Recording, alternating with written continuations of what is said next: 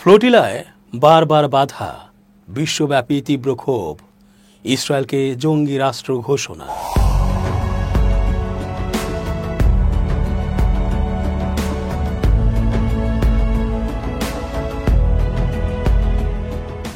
আসসালামু আলাইকুম প্রিয় দর্শক, আমন্ত্রণ আজকের আলোচনায়।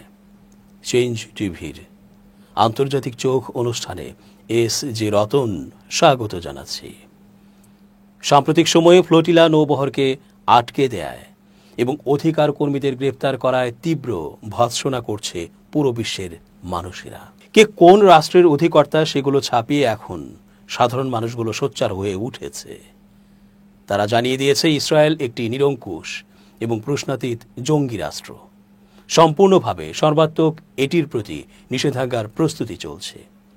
কিছু গোষ্ঠী সম্মুখ সারিতে রেখে শক্তিশালী রাষ্ট্রগুলোর অস্ত্র ও রসদ সহায়তায় ইসরায়েলকেই শায়েস্তার ব্যবস্থা নেওয়া হচ্ছে। এ থেকে যদি ইসরায়েলকে সাপোর্ট করা পশ্চিমারা শিক্ষা নিয়ে সোজা হয়, তবে সেটা হবে তাদের সৌভাগ্যের ব্যাপার। এরপর সবাই স্বনামে সামনে আসবে, শুধু সময়ের অপেক্ষা মাত্র। গাজায় ত্রাণ বহনকারী নৌবহর আটকের পর সুইডিশ জলবায়ু কর্মী গ্রেটা থুনবার্গ সহ শত শত কর্মীকে আটক করেছে ইসরায়েলি বাহিনী। সে বহরে প্রায় ৪৪টি জাহাজ ছিল, যার প্রায় সব কটিকে আটকে দেওয়া হয়েছে। প্রথম নৌকাযানটিকে গাজার উপকূল থেকে প্রায় ৭০ নটিক্যাল মাইল দূরে আন্তর্জাতিক জলসীমায় থামানো হয়। অন্যগুলোকে আরও কাছাকাছি জায়গায় আটকানো হয়। ইসরায়েল সে এলাকায় নজরদারি চালাচ্ছে, যদিও সেখানে তাদের এখতিয়ার নেই। ইসরায়েল জানিয়েছে তাদের নৌবাহিনী নৌযানগুলোকে সতর্ক করেছিল যে তারা সক্রিয় যুদ্ধক্ষেত্রের কাছে প্রবেশ করছে এবং বৈধ নৌ অবরোধ লঙ্ঘন করছে। তবে জিএসএফ এটিকে অবৈধ বলে উল্লেখ করছে। দলটির দাবি, ইসরায়েলের এই পদক্ষেপ প্রতিরক্ষামূলক নয়, বরং মরিয়া হয়ে নেয়া আগ্রাসী পদক্ষেপ। তাদের হিসাবে মোট ৪৪৩ জনকে আটক করা হয়েছে এবং অভিযোগ করা হয়েছে যে অনেকের ওপর জল কামান দিয়ে আক্রমণ করা হয়েছিল। তবে ইসরায়েলের দাবি সবাই নিরাপদ ও সুস্থ আছেন। গাজায় ত্রাণ বহনকারী নৌবহরে হামলার ঘটনায় বিভিন্ন দেশে প্রতিক্রিয়া সৃষ্টি হয়েছে। ঘটনাটি নিয়ে অনেক দেশ উদ্বেগ জানিয়েছে এবং আন্তর্জাতিক জলসীমায় বাধা দেওয়ার জন্য ইসরায়েলের সমালোচনা করেছে। জাতিসংঘের মানবাধিকার বিষয়ক হাই কমিশনার ভলকার টুর্ক ইসরায়েলকে দ্রুত গাজার অবরোধ তুলে নিতে এবং সব উপায়ে জীবন রক্ষাকারী উপকরণের প্রবেশাধিকার দেওয়ার আহ্বান জানিয়েছেন। যুক্তরাজ্যের পররাষ্ট্র দপ্তর জানিয়েছে তারা নৌকাযানে থাকা ব্রিটিশ নাগরিকদের পরিবারের সঙ্গে যোগাযোগ করেছে এবং ইসরায়েলি কর্তৃপক্ষকে জানিয়েছে যে আমরা আশা করি পরিস্থিতি নিরাপদভাবে সমাধান হবে। আইরিশ ডেপুটি প্রধানমন্ত্রী সাইমন হ্যারিস এই প্রতিবেদনগুলোকে উদ্বেগজনক বলেছেন এবং জানিয়েছেন তিনি আশা করেন ইসরায়েল আন্তর্জাতিক আইন মেনে চলবে। কলম্বিয়ার প্রেসিডেন্ট গুস্তাভো পেত্রো তার দেশে থাকা সব ইসরায়েলি কূটনীতিককে দেশ থেকে বহিষ্কার করেছেন। তিনি এই বাধা দেয়াকে ইসরায়েলের প্রধানমন্ত্রী বেনিয়ামিন নেতানিয়াহুর আন্তর্জাতিক অপরাধ বলে নিন্দা জানিয়েছেন। অ্যামনেস্টি ইন্টারন্যাশনালের মহাসচিব অ্যাগনেস ক্যালামার্ড বলেছেন, গাজার ওপর ইসরায়েলের অবরোধ অবৈধ এবং বহু দশক ধরে ইসরায়েল যেভাবে আন্তর্জাতিক আইন লঙ্ঘনের দায় মুক্তি পাচ্ছে তার শেষ হতে হবে।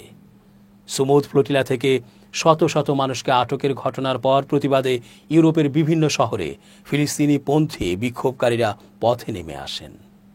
নিন্দা জানাতে ডাবলিন, প্যারিস, বার্লিন, বার্সেলোনা এবং জেনেভার রাস্তায় হাজার হাজার বিক্ষোভকারী সমবেত হন।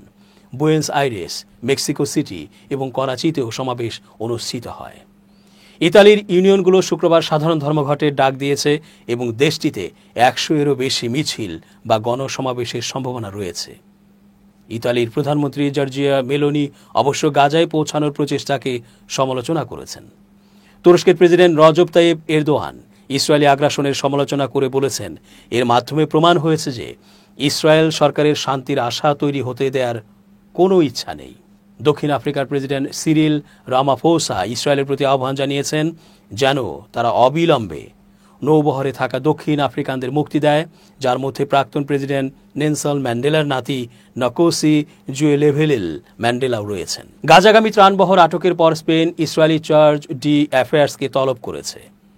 স্টেট ফাস্টনেস ফ্লোটিলা জাহাজে থাকা 7 বেলজিয়ান নাগরিককে গ্রেপ্তারের ঘটনায় বেলজিয়াম ইসরায়েলি রাষ্ট্রদূতকেও তলব করেছে।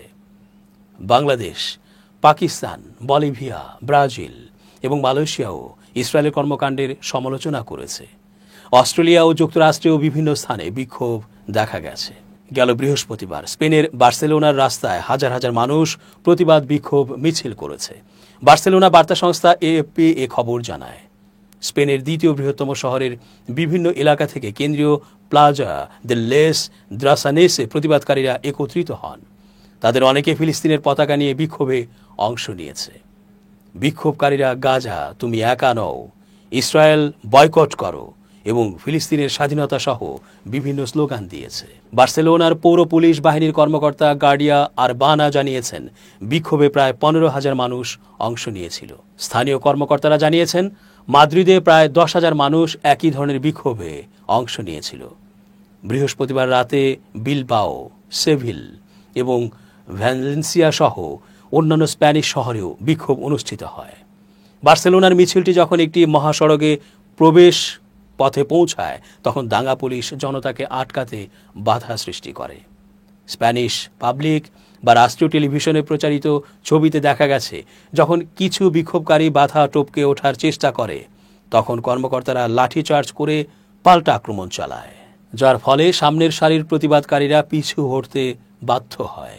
টাইমস অব ইসরায়েলের খবরে বলা হয়, আটক কর্মীদের ফেরত পাঠানোর জন্য প্রয়োজনীয় আনুষ্ঠানিকতা শেষ করেছে ইসরায়েলি পুলিশ। বন্দরে মোতায়েন করা হয়েছে 600 জনেরও বেশি পুলিশ সদস্য। আটক কর্মীদের পুঙ্খানুপুঙ্খ যাচাই প্রক্রিয়ার মধ্য দিয়ে যেতে হয়েছে। পরে তাদের জনসংখ্যা ও অভিবাসন কর্তৃপক্ষ এবং ইসরায়েল প্রিজন সার্ভিসের হাতে হস্তান্তর করা হয়েছে।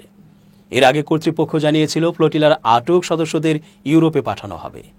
একই সঙ্গে ফ্লোটিলার শেষ অবশিষ্ট জাহাজ মেরিনেট যদি গাজার দিকে অগ্রসর হয় তবে সেটিও আটক করা হবে বলে জানায় ইসরায়েলি নৌবাহিনী। এদিকে আটক কর্মীদের সঙ্গে জাতীয় নিরাপত্তা মন্ত্রী ইতামার বেন গভিরের বিতর্কিত আচরণের একটি ভিডিও সোশ্যাল মিডিয়ায় ছড়িয়ে পড়েছে।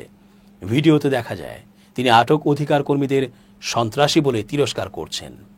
বৃহস্পতিবার সন্ধ্যায় আশদোদ বন্দরে কর্মীদের উদ্দেশ্যে বেন গভির বলেন, জাহাজগুলো সম্পূর্ণ খালি পাওয়া গেছে এবং মানবিক সহায়তা আনার দাবি ছিল মিথ্যা। তার ভাষায়, তারা আসলে সাহায্য করতে আসেনি, বরং গাজার সন্ত্রাসীদের জন্য এসেছিল। এরা সন্ত্রাসী। মিডিয়া ফ্লোটিলা সংগঠিত করতে দীর্ঘ পরিকল্পনা প্রয়োজন পড়ে। এই কাজটি করে ফ্রিডম ফ্লোটিলা কোয়ালিশন এফএফসি। তারা বিশ্বজুড়ে স্বেচ্ছাসেবক আহ্বান করে। অংশগ্রহণকারীদের শান্তিপূর্ণ নীতিতে অটল থাকতে হয়। তাদের মিডিয়া নীতি, নিরাপত্তা এবং আন্তর্জাতিক আইনি অধিকার নিয়ে প্রশিক্ষণ দেওয়া হয়। নিরপেক্ষ বন্দর থেকে যাত্রা শুরু হয়। সাধারণত ইতালি, স্পেন বা তিউনিশিয়ার মতো দেশ বেছে নেওয়া হয়। বহর আকারে যাত্রার মতো হয়। ইয়ট, মাছ ধরার নৌকা এবং ছোট সাহায্যবাহী জাহাজ একত্রে চলে। এরা ভারী পণ্য নয়, বরং ক্যামেরা, ড্রোন ও স্যাটেলাইট সরঞ্জাম বহন করে। গাজার দিকে অগ্রসর হওয়া এদের লক্ষ্য থাকে 20 নটিক্যাল মাইল দূরের অবরোধ অঞ্চলে পৌঁছানো। তবে সরাসরি সম্প্রচার করে আন্তর্জাতিক চাপ সৃষ্টি করাই এটার উদ্দেশ্য। নথিভুক্তকরণ ও প্রচারও এর উদ্দেশ্য থাকে। ইসরায়েলি জাহাজের মুখোমুখি হওয়া, ফিলিস্তিনিদের সাক্ষাৎকার যদি নামা সম্ভব হয় এবং অবরোধের প্রভাব তুলে ধরা হয়। এগুলো সামাজিক মাধ্যমে ছড়িয়ে দেওয়া হয়। অর্থায়ন হয় অনুদান ও এনজিওর সহায়তায়। প্রতিজনের খরচ প্রায় 5,010 ইউরো।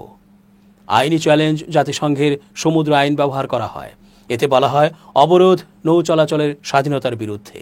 এটি একটি আন্তর্জাতিক নাগরিক সমাজ নেতৃত্বাধীন সামুদ্রিক উদ্যোগ যা 2025 সালের মাঝামাঝি সময়ে যাত্রা শুরু করে। এর লক্ষ্য গাজা উপত্যকার উপর ইসরায়েলি অবরোধ ভাঙা। এই নামকরণ করা হয়েছে আরবি শব্দ সুমুদ থেকে, যার অর্থ অটলতা বা সহনশীলতা। ইসরায়েলের অবরোধকে চ্যালেঞ্জ জানাতে সাংবাদিক ও মানবাধিকার কর্মীরা এর আয়োজন করে থাকেন। সাধারণ সাহায্যবাহী নৌবহর যেখানে মানবিক সাহায্য পৌঁছে দেয় মনোযোগী, সেখানে মিডিয়া ফ্লোটিলার লক্ষ্য মূলত তথ্যের অবরোধ ভাঙা। ইসরায়েল অধিকাংশ বিদেশি সাংবাদিককে গাজায় প্রবেশে বাধা দেয়। 2007 সাল থেকেই ইসরায়েলের অবরোধের কারণে গাজায় আন্তর্জাতিক পর্যবেক্ষকদের প্রবেশ কার্যত সীমিত। এতে অংশ নিয়েছে 50টিরও বেশি নৌযান ও 44টিরও বেশি দেশের হাজারো অংশগ্রহণকারী, যা ইতিহাসের সবচেয়ে বড় নাগরিক নেতৃত্বাধীন বহর।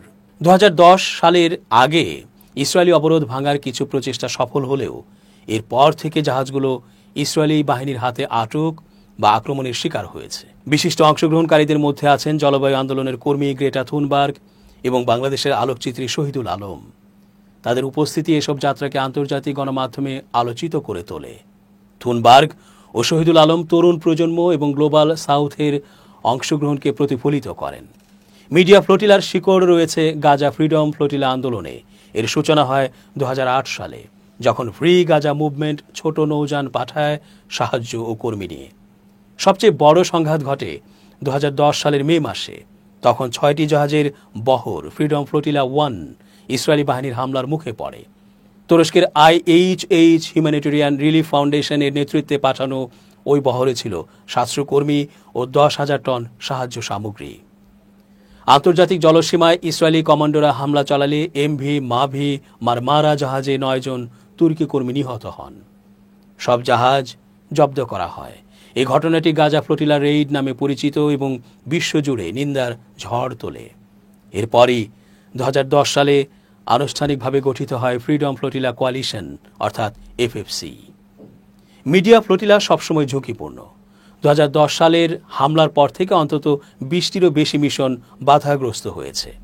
বর্তমান ফ্লোটিলা ইতোমধ্যে 2টি ড্রোন হামলার মুখোমুখি হয়েছে। এতে ইতালি ও স্পেনের নৌবাহিনী এগিয়ে আসে।